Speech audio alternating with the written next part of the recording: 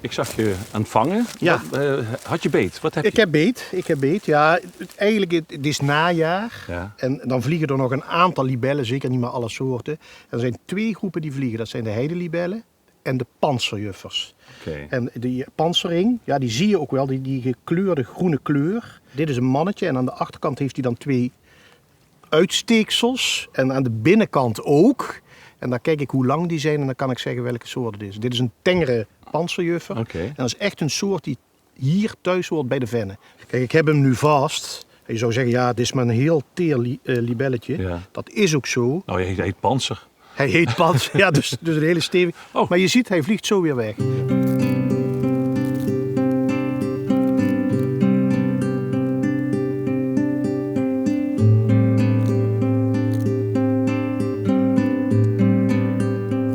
De Ravenvenne is een libellenreservaat. Ja, libellenreservaat. Een van de 2 in Nederland, hè? Ja, een van de 2 libellenreservaten in Nederland. En dat heeft onder andere te maken met het feit dat hier natuurlijk veel soorten libellen voorkomen.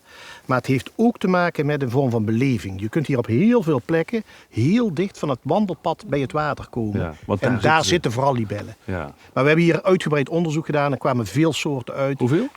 Denk aan tussen de 35 en de 40 soorten.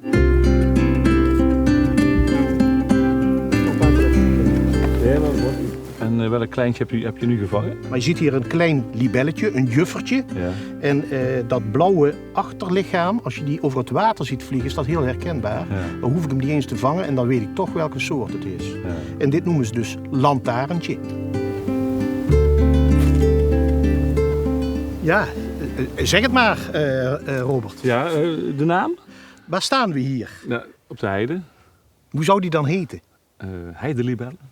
Kijk, Oké. Zo makkelijk kan het zijn. En die vliegt echt tot de allerlaatste, tot zolang het kan. Ja. Dus, en deze kun je dus ook heel lang zien, tot in november. Oké. En het is voedsel, hè? Prikt die niet? Nou ja, ik zal het even niet? demonstreren. Want ze eten wel wat insecten, maar libellen steken niet. Oké. Dus dan hebben we dat voor altijd Uit de uit de wereld wereld geholpen.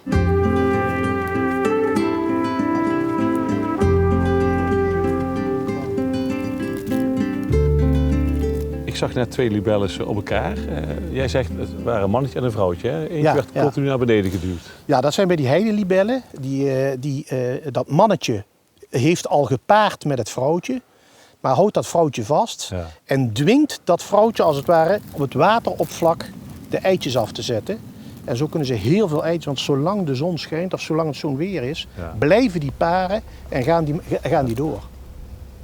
Nou, eigenlijk is dit wel een hele leuke soort. Een grote, hè? Het is best een grote, dit is een glazenmaker en een zuidelijke.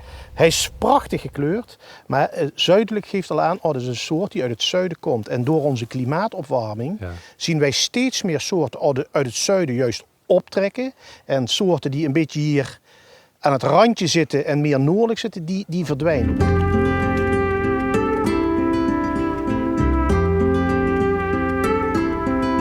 Daar gaat hij in. Hij zag dit.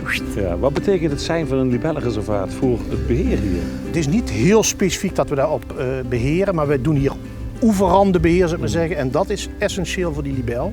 Je ziet hier eigenlijk van het open water tot heel geleidelijke overgang naar wat drogere delen. En die libellen leggen eitjes in het water, daar komen larven, die komen uit het water, die verpoppen op de oever. Ja. Dan komt, dat is die metamorfose, dan komt er een libel uit en vliegt die weg.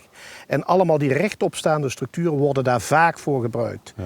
Dus ik zal zeggen, die variatie in dit, en sommigen willen juist heel nat en de anderen weer wat droger, ja, dat is per soort verschillend. Maar daarom is die oever heel erg belangrijk en dat is het beheer wat we hier uitvoeren. Ja.